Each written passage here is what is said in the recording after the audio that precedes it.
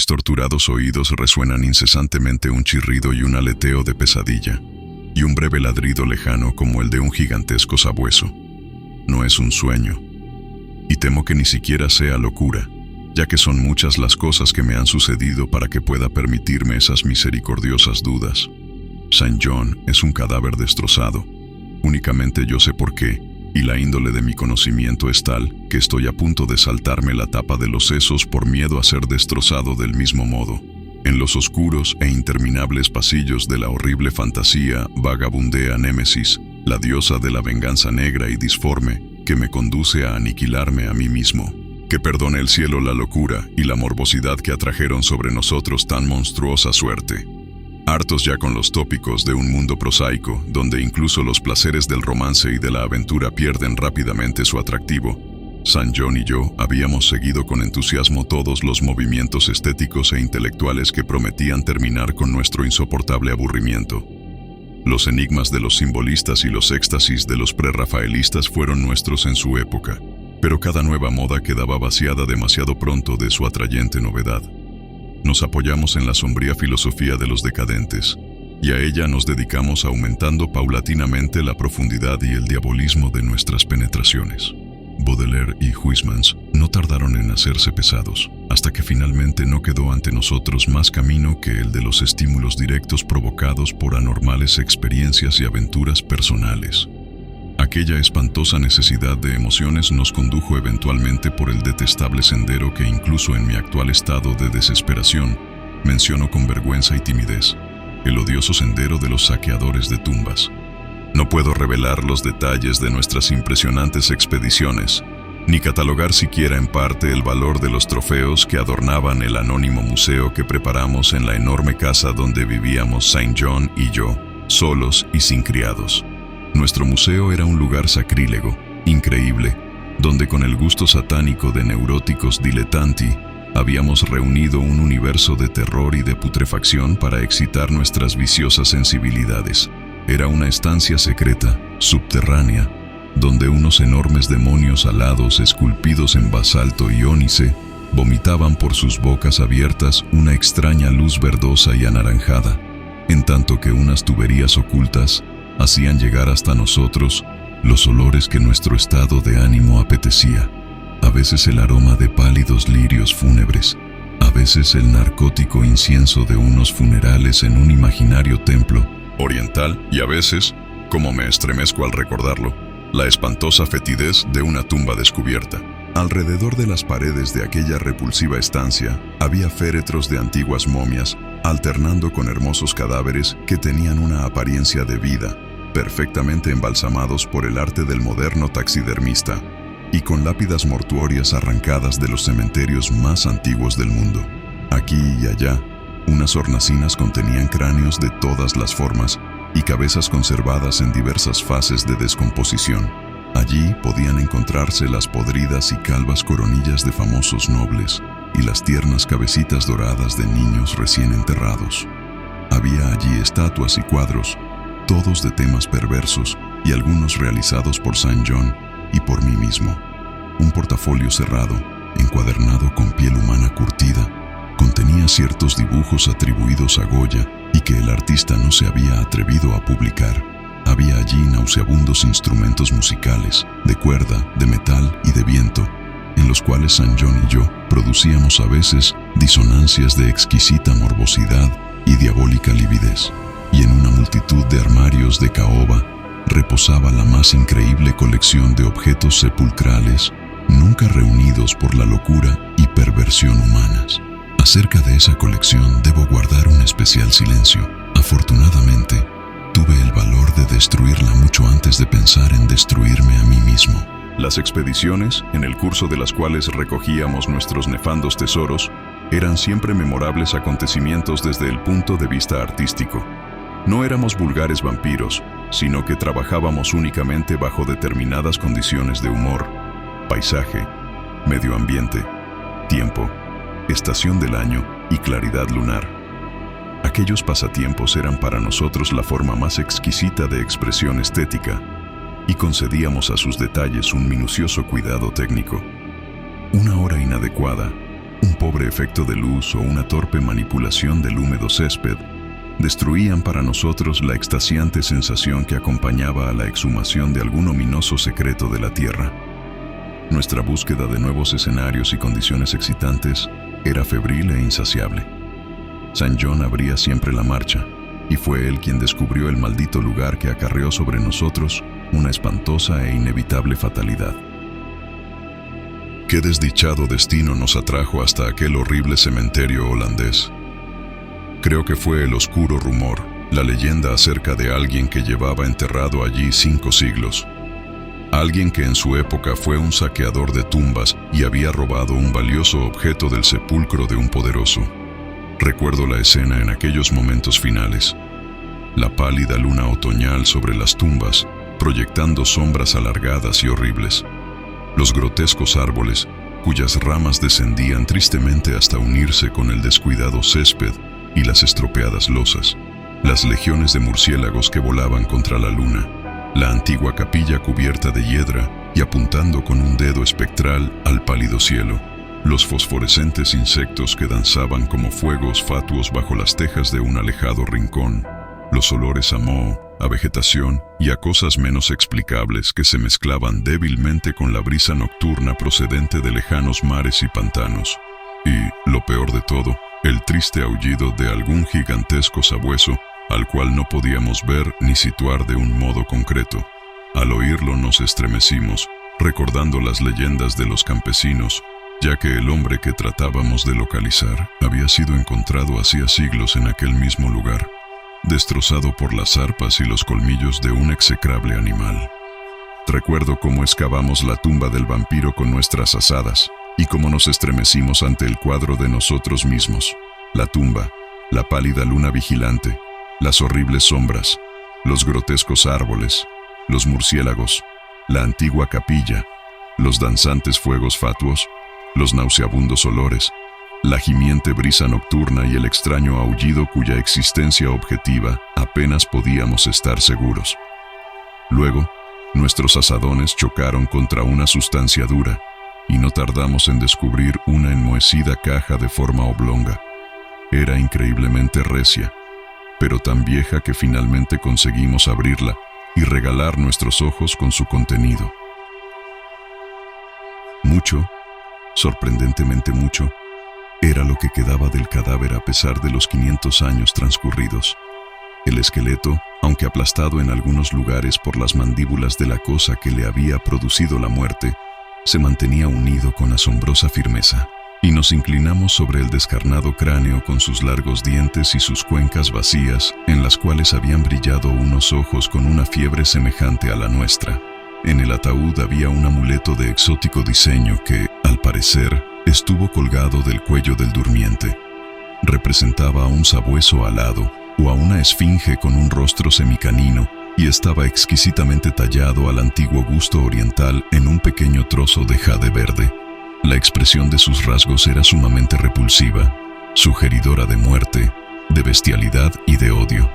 Alrededor de la base llevaba una inscripción en unos caracteres que ni San John ni yo pudimos identificar, y en el fondo, como un sello de fábrica, aparecía grabado un grotesco y formidable cráneo. En cuanto echamos la vista encima al amuleto supimos que debíamos poseerlo, que aquel tesoro era evidentemente nuestro botín. Aún en el caso que nos hubiera resultado completamente desconocido lo hubiéramos deseado, pero al mirarlo de más cerca nos dimos cuenta que nos parecía algo familiar. En realidad, era ajeno a todo arte y literatura conocida por lectores cuerdos y equilibrados, pero nosotros reconocimos en el amuleto la cosa sugerida en el prohibido Necronomicon del árabe loco, Abul al-Hazred, el horrible símbolo del culto de los devoradores de cadáveres de la inaccesible Leng, en el Asia Central. No nos costó ningún trabajo localizar los siniestros rasgos descritos por el antiguo demonólogo árabe. Unos rasgos extraídos de alguna oscura manifestación sobrenatural de las almas de aquellos que fueron vejados y devorados después de muertos. Apoderándonos del objeto de jade verde, dirigimos una última mirada al cavernoso cráneo de su propietario y cerramos la tumba, volviendo a dejarla tal como la habíamos encontrado. Mientras nos marchábamos apresuradamente del horrible lugar, Con el amuleto robado en el bolsillo de Saint John, nos pareció ver que los murciélagos descendían en tropel hacia la tumba que acabábamos de profanar, como si buscaran en ella algún repugnante alimento. Pero la luna de otoño brillaba muy débilmente y no pudimos saberlo a ciencia cierta. Al día siguiente, cuando embarcábamos en un puerto holandés para regresar a nuestro hogar, nos pareció oír el leve y lejano aullido de algún gigantesco sabueso. Pero el viento de otoño gemía tristemente, y no pudimos saberlo con seguridad. Menos de una semana después de nuestro regreso a Inglaterra, comenzaron a suceder cosas muy extrañas. Saint John y yo vivíamos como reclusos, sin amigos, solos y en unas cuantas habitaciones de una antigua mansión, en una región pantanosa y poco frecuentada, de modo que en nuestra puerta resonaba muy raramente la llamada de un visitante. Ahora, sin embargo, estábamos preocupados por lo que parecía ser un frecuente roce en medio de la noche, no solo alrededor de las puertas, sino también alrededor de las ventanas, lo mismo en las de la planta baja que en las de los pisos superiores. En cierta ocasión, imaginamos que un cuerpo voluminoso y opaco oscurecía la ventana de la biblioteca cuando la luna brillaba contra ella, y en otra ocasión creímos oír un aleteo no muy lejos de la casa. Una minuciosa investigación no nos permitió descubrir nada, y empezamos a atribuir aquellos hechos a nuestra imaginación, turbada aún por el leve y lejano aullido que nos pareció haber oído en el cementerio holandés. El amuleto de jade reposaba ahora en una hornacina de nuestro museo, y a veces encendíamos una vela extrañamente aromada delante de él. Leímos mucho en el Necronomicon de Alhazred acerca de sus propiedades y acerca de las relaciones de las almas con los objetos que las simbolizan, y quedamos desasosegados por lo que leímos. Luego llegó el terror. La noche del 24 de septiembre de 19, oí una llamada en la puerta de mi dormitorio. Creyendo que se trataba de Saint John, le invité a entrar, pero solo me respondió una espantosa risotada. En el pasillo no había nadie. Cuando desperté a Saint John y le conté lo ocurrido, manifestó una absoluta ignorancia del hecho y se mostró tan preocupado como yo. Aquella misma noche, el leve y lejano aullido sobre las soledades pantanosas se convirtió en una espantosa realidad. 4 días más tarde, mientras nos encontrábamos en el museo, oímos un cauteloso arañar en la única puerta que conducía a la escalera secreta de la biblioteca. Nuestra alarma aumentó, ya que, además de nuestro temor a lo desconocido, siempre nos había preocupado la posibilidad que nuestra extraña colección pudiera ser descubierta. Apagando todas las luces, nos acercamos a la puerta y la abrimos bruscamente de par en par. Se produjo una extraña corriente de aire y oímos, como si se alejara precipitadamente, una rara mezcla de susurros, risitas entre dientes y balbuceos articulados. En aquel momento no tratamos de decidir si estábamos locos, si soñábamos o si nos enfrentábamos con una realidad. De lo único que sí nos dimos cuenta, con la más negra de las aprensiones, fue que los balbuceos aparentemente incorpóreos habían sido proferidos en idioma holandés. Después de aquello, vivimos en medio de un creciente horror, mezclado con cierta fascinación. La mayor parte del tiempo nos ateníamos a la teoría que estábamos enloqueciendo a causa de nuestra vida de excitaciones anormales, pero a veces nos complacía más dramatizar acerca de nosotros mismos y considerarnos víctimas de alguna misteriosa y aplastante fatalidad. Las manifestaciones extrañas eran ahora demasiado frecuentes para ser contadas. Nuestra casa solitaria parecía sorprendentemente viva con la presencia de algún ser maligno cuya naturaleza no podíamos intuir, y cada noche aquel demoníaco aullido llegaba hasta nosotros, cada vez más claro y audible. El 29 de octubre encontramos en la tierra blanda debajo de la ventana de la biblioteca una serie de huellas de pisadas completamente imposibles de describir. Resultaban tan desconcertantes como las bandadas de enormes murciélagos que merodeaban por los alrededores de la casa en número creciente. El horror alcanzó su culminación el 18 de noviembre, cuando Saint John, regresando a casa al oscurecer, procedente de la estación del ferrocarril, fue atacado por algún espantoso animal y murió destrozado. Sus gritos habían llegado hasta la casa y yo me había apresurado a dirigirme al terrible lugar. Llegué a tiempo de oír un extraño aleteo y de ver una vaga forma negra siluetada contra la luna que se alzaba en aquel momento. Mi amigo estaba muriéndose cuando me acerqué a él y no pudo responder a mis preguntas de un modo coherente.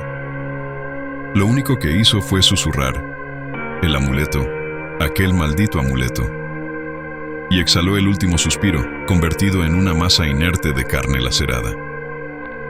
Lo enterré al día siguiente en uno de nuestros descuidados jardines, y murmuré sobre su cadáver uno de los extraños ritos que él había amado en vida. Y mientras pronunciaba la última frase, oí a lo lejos el débil aullido de algún gigantesco sabueso. La luna estaba alta, pero no me atreví a mirarla, y cuando vi sobre el marjal una ancha y nebulosa sombra que volaba de otero en otero, cerré los ojos y me dejé caer al suelo, boca abajo. No sé el tiempo que pasé en aquella posición, solo recuerdo que me dirigí temblando hacia la casa y me prosterné delante del amuleto de jade verde, temeroso de vivir solo en la antigua mansión. Al día siguiente me marché a Londres, llevándome el amuleto, después de quemar y enterrar el resto de la impía colección del museo. Pero al cabo de 3 noches oí de nuevo el aullido, y antes de una semana comencé a notar unos extraños ojos fijos en mí en cuanto oscurecía. Una noche, mientras paseaba por el Victoria Embankment, vi que una sombra negra oscurecía uno de los reflejos de las lámparas en el agua. Sopló un viento más fuerte que la brisa nocturna, y en aquel momento supe que lo que había atacado a St. John no tardaría en atacarme a mí. Al día siguiente empaqueté cuidadosamente el amuleto de jade verde y embarqué hacia Holanda. Ignoraba lo que podía ganar devolviendo el objeto a su silencioso y durmiente propietario, pero me sentía obligado a intentarlo todo, con tal de desvanecer la amenaza que pesaba sobre mi cabeza.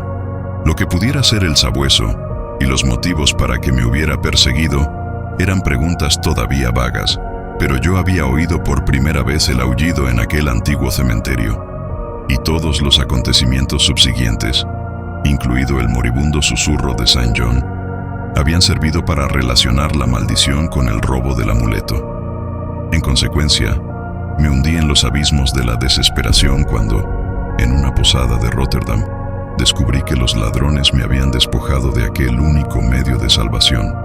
Aquella noche, el aullido fue más audible, y por la mañana leí en el periódico un espantoso suceso acaecido en el barrio más pobre de la ciudad.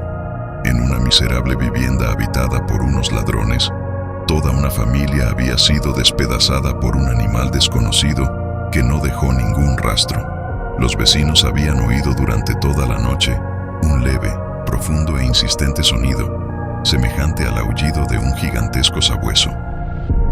Al anochecer me dirigí de nuevo al cementerio, donde una pálida luna invernal proyectaba espantosas sombras, y los árboles sin hojas inclinaban tristemente sus ramas hacia la marchita hierba y las estropeadas losas. La capilla cubierta de hiedra apuntaba al cielo un dedo burlón, y la brisa nocturna gemía de un modo monótono procedente de helados marjales y frígidos mares. El aullido era ahora muy débil y cesó por completo mientras me acercaba a la tumba que unos meses antes había profanado, ahuyentando a los murciélagos que habían estado volando curiosamente alrededor del sepulcro. No sé por qué había acudido allí, a menos que fuera para rezar o para murmurar dementes explicaciones y disculpas al tranquilo y blanco esqueleto que reposaba en su interior.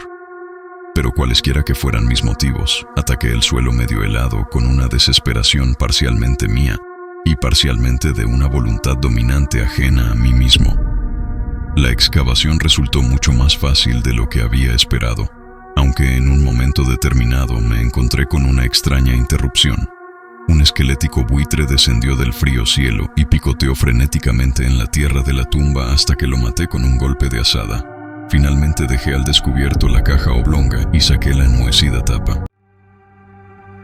Aquel fue el último acto racional que realicé, ya que en el interior del viejo ataúd, rodeado de enormes y soñolientos murciélagos, se encontraba lo mismo que mi amigo y yo habíamos robado.